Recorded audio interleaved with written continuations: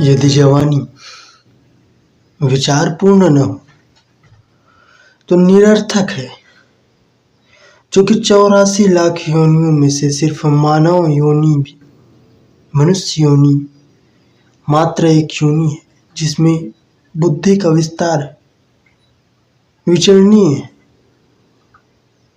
इसके सिवा किसी दूसरे जाति समुदाय या अन्य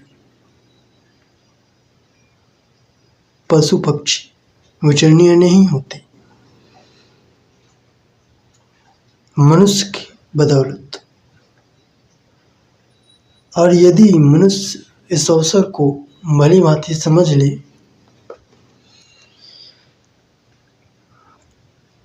तो आकाश की ऊंचाइयों तक पहुंचना मुश्किल नहीं है।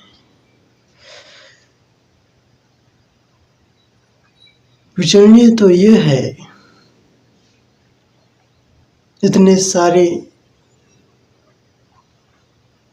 जीव जंतु हैं, इनको छोड़ एकमात्र मनुष्य को ही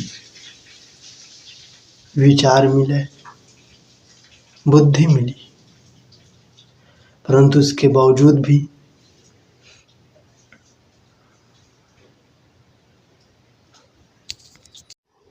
मनुष्य मौन हो जाता है। मौन तो होना ही विचारपूर्ण ही नहीं, क्योंकि मौन वो व्यक्ति होते हैं जिसे विचार करना ही नहीं। और लाखों लाखों साधु हुए, संत हुए जो मौन हो गए, वे विचारपूर्ण नहीं थे, विचार की शक्तियां ही नहीं थी, क्योंकि मौन हो जाना एकमात्र ऐसा शब्द है जो निर्विचार की ओर संकेत देती है।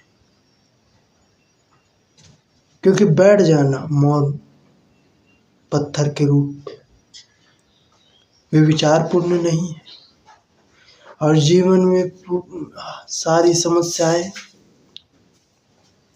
वो उनके समाधान विचरणीय है।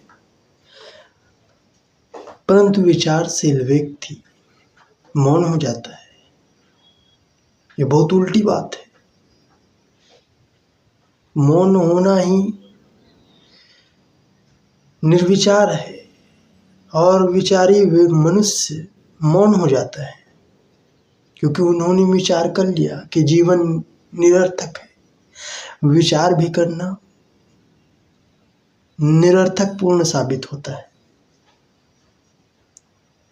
उन लाखों संतों ने, महात्माओं ने विचार करके देख चुके, परंतु विचार से उनका हल नहीं। वो फिर परमात्मा ने ये बुद्धि व विचार की शक्ति क्यों दी? क्या उसका मकसद था? यह विचरणीय है, न कि और की विचारशील बन जाए और फिर पा गए जो पाना था।